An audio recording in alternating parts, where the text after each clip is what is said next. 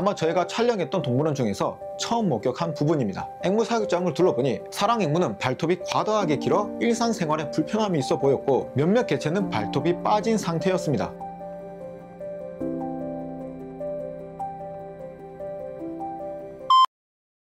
네, 반갑습니다. 스쳐간 동물입니다. 오늘은 추천이 없었지만 부산에 위치한 주주타임 동물원을 다녀왔습니다.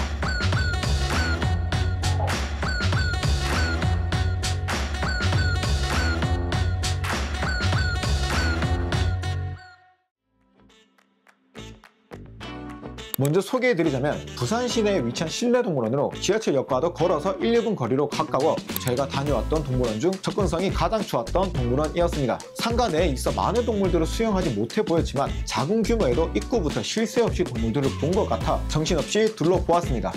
상가 내에 있는 동물원이라 걱정도 있었지만 걱정만큼 보여줬던 것 같습니다. 개인적으로 확실히 상가에서 동물들을 기르는 건 여전히 쉽지 않아 보입니다. 아마 자세한 내용은 안에 가서 더 세세하게 이야기해 보도록 하겠습니다. 자, 지금부터 저희가 매일 하는 거죠.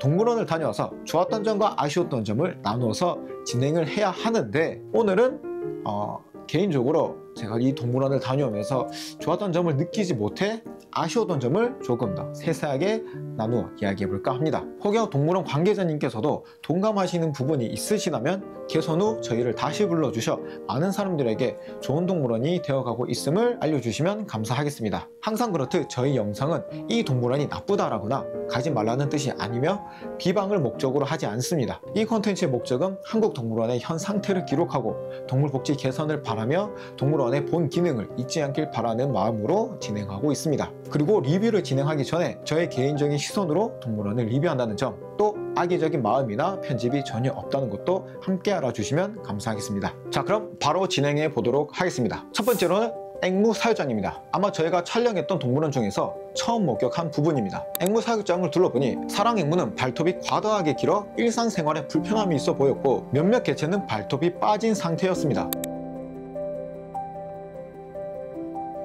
청결해 보이지 않은 사육장과 개체 상태를 보니 관리가 다소 미흡해 보였습니다. 이렇게 청결하지 못한 곳에서 집단 사육이 이루어지는 경우 발톱 파손, 보행장애, 2차 감염으로 이어질 수 있고 진드기류의 감염 가능성도 높습니다.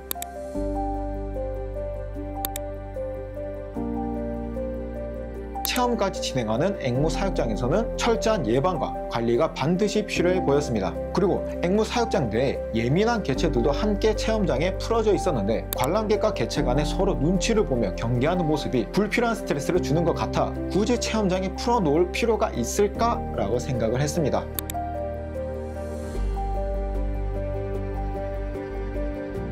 지금 이 유기니아는 저희가 들어왔을 때부터 계속 한 군자리만 있거든요.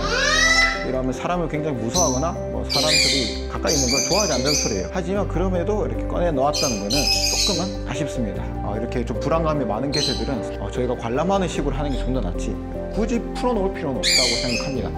지금 목도리 앵무도 지금 아마 넣어둔 것 같은데 이런 식으로 넣어두면 좋을 것 같아요. 하지만 이렇게 넣어둔 것도 손을 넣기 너무 쉬운 구도 보니까 다칠 수 있지 않을까 걱정이 됩니다. 여기 직원들이 아무것도 배치가 되어 있지 않아서 어떠한 사고가 일어나도 모를 것 같습니다. 거기다 앵무 사육장에는 환기를 일부 진행하고 있었으나 사육장 내부는 먼지가 많아 탁한 느낌을 받았고 호흡기 질환 예방을 위해 추가적인 환기 및 공기청정 설비가 필요해 보였습니다. 다음으로는 개인적으로 가장 아쉬운 사육장이었습니다. 사실 가장 심각하게 보였던 것은 오리, 태구, 친칠라, 슈가글라이더 등의 일부 개체들은 각종의 생태 및 종 특성을 전혀 고려하지 않은 사육 환경에서 생활하고 있었습니다. 특히 대구는 사회적 무리 생활이 필수인 설치류인데 한 마리만 사육되고 있었고 본능적 행동 욕구를 충족하지 못해 이상 증세가 나타나고 있었습니다.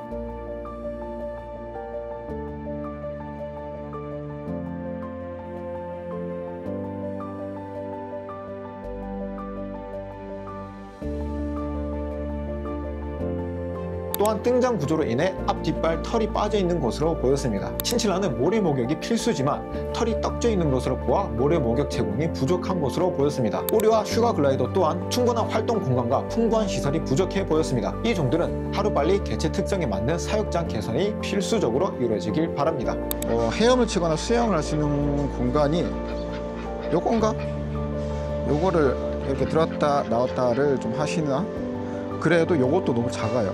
오리들한테는 너무 조금 아쉬운 환경이네요. 뭐 사육 환경을 꾸미는 거에 대해 정답은 없지만 테이블에 엄청 큰 유리를 얹어두고 그 위에 이렇게 판자들을 올려놨는데 유리가 깨진다는 걱정은 조금은 덜하지만 그래도 깨질 수는 있지 않을까. 그래도 일반 식당 테이블 위에 엄청 큰 두꺼운 유리를 올려놓은 게 사육 환경이 엄청 좋아 보이진 않는다. 동물원이라는 기관에서의 모습이라기엔 너무나 안타깝고 아쉬운 모습인 것 같습니다. 그리고 사육장 내부와 동물들이 자유롭게 돌아다니는 공간 곳곳에 많은 콘센트가 노출되어 있었는데 전기가 실제로 연결되어 있지 않아도 동물과 관람객의 안전을 위협하며 전기가 연결되어 있다면 감전 및 화재 위험성이 있으므로 반드시 보호 커버나 안정장치 설치가 필요해 보였습니다. 또 개체와 관람객이 직접 접촉할 수 있는 공간에는 반드시 담당 직원이 배치되어 물림사고 및 부상 예방 조치를 취해야 한다고 생각을 합니다. 단순히 글을 읽어주고 공지사항으로 알아서 조심하라는 것은 동물을 활용해 상업을 하는 부분에서 무책임한 행동으로 보이고 동물원의 신뢰를 더욱 떨어뜨리는 부분이라 생각을 해 굉장히 아쉬웠습니다. 앵무새가 올라와서 무섭거나 내려오지 않을 시 밖으로 들어오지 말고 전화를 해달라고 합니다. 공포증이나 앵무새가 좀 무서운 경우는 전화를 해달라고 하네요. 정말 위급한 상황에는 이렇게 뭐 긴급 연락망이 있는 건 좋은 겁니다. 하지만 너무 노출된 상황에서 이미 다 풀어놓고 위험하면 전화 주세요, 물면 전화 주세요, 이런 행위는 조금은 아쉽게 다가옵니다. 동물원에서 동물들의 안전과 관련된 안전을 조금은 너무 안일하게 생각하지 않나. 거기다 기니피그와 토끼 사육장에서 개체들이 물을 제공받자마자 저돌적으로 물을 마시는 모습을 통해 평소 충분한 물 마심이 어려웠거나 목이 많이 말랐음을 짐작할 수 있었습니다.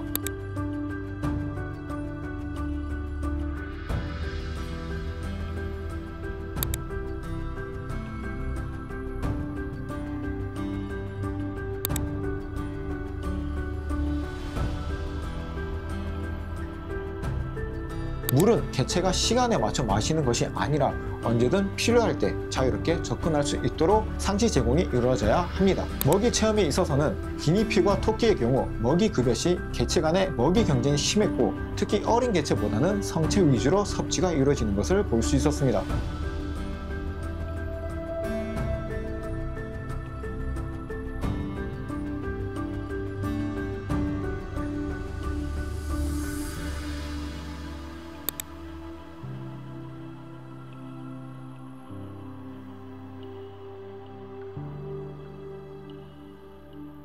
실제로 다친 개체들도 관찰되었기 때문에 충분하고 영양학적인 식사 후 생태 설명을 이어가는 것이 어떨까 생각을 해보았습니다. 그리고 코아티, 라쿤, 은요, 미어캣 등에게 건빵을 급여하는 것 같은 모습이 보였는데 이것은 영양학적으로 부적절하다고 생각이 됩니다. 아무리 개체들이 잡식이라고는 하지만 사람이 먹는 일반 건빵은 밀가루 함량이 높고 설탕 및 소금 등의 첨가물 때문에 장기적으로 봤을 때 동물들의 소화장애, 비만, 영양 불균형 등의 건강 문제를 초래할 가능성이 큽니다. 반드시 개체별 맞춤 동물 전용 간식으로 생태 설명이 이루어지길 바랍니다. 마지막으로는 대부분의 개체 설명에는 이름만 있거나 아예 없는 경우가 있었습니다. 동물원의 중요한 역할 중 하나는 관람객에서 정확한 생태 정보와 교육적 가치를 제공하는 것이라 생각을 하는데 관리가 미흡한 환경에서 정보 제공마저 부족하다면 동물원의 공익적 기능이 심각히 저하된다고 생각되며 개체명, 학명, 생태 정보, 또 멸종위기 상태 등의 정보를 충분히 안내해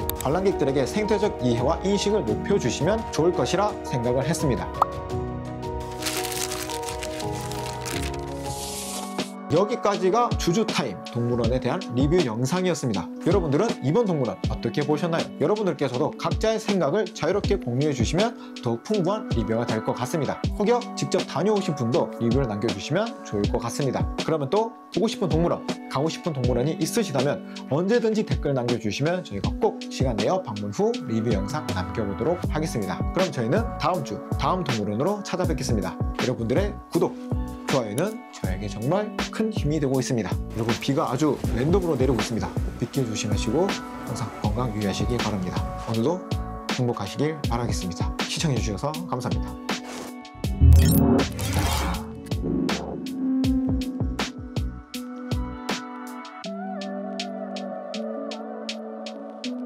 원래 그 각 지역의 동물원은 그 각 지역의 지자체에서 연 1회 이상 동물 복지, 환경, 종보전, 안전시설 등의 이런 정기적인 검토가 이루어지는 것으로 알고 있는데, 저희가 이렇게 30개가 넘는 동물 현장을 둘러볼수록 그 점검이 제대로 이루어지고 있는지 회의감이 듭니다. 관련 전공자나 전문가가 부족한 탓인지 아니면 아직 점검 주기가 되지 않은 것인지 정확히는 알 수는 없지만, 부디 한국동물원의 기능과 복지 수준이 하루빨리 개선이 되고 발전하길 진심으로 바라봅니다. 그러면 다음 내용 보고 가세요. 저희가 재판을 보면서 한 말에, 야 이거는 성범죄를 저질러서 병합된데 10개월 500이면 성범죄 10개월에 동물보호법 500만 원 징역 나오는 거다, 이렇게 우스갯소리를 말해. 라쿤이 문을 열고 탈출을 해서 고양이가 새끼 난 지 얼마 안 됐는데 그 방문을 열고 들어가서 고양이를 잡아먹었어요. 새끼를 찢어 죽여. 장기 다 갈라져 있고. 그냥 공사한다고 이렇게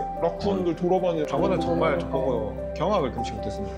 동물원법에 걸리는 위반 사항이 있어도 거기서 동물원 미등록 영업장이 있기 때문에 그 법을 적용할 수 없다 이거예요.